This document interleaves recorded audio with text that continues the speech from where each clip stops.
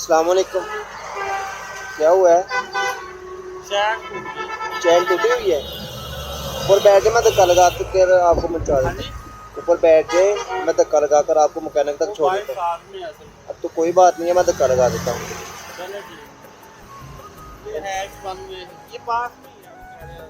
तो नज़र तो कुछ नहीं आ रहा है यहाँ पे। अब चले देख ले, मैं धक्का लगा देता हूँ। पैदल भी तो चलना ही है आपसे। चले बैठे ऊपर। और चैन चैन टूटी है मोटरसाइकिल की।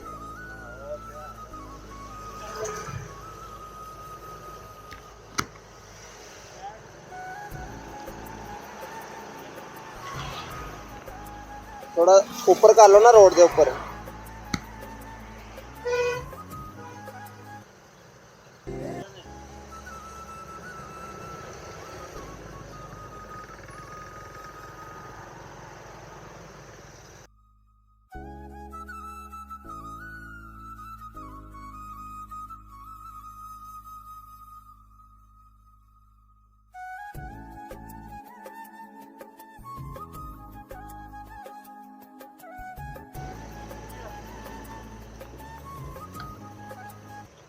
इनसे पूछ लें अगर वो करते हैं तो।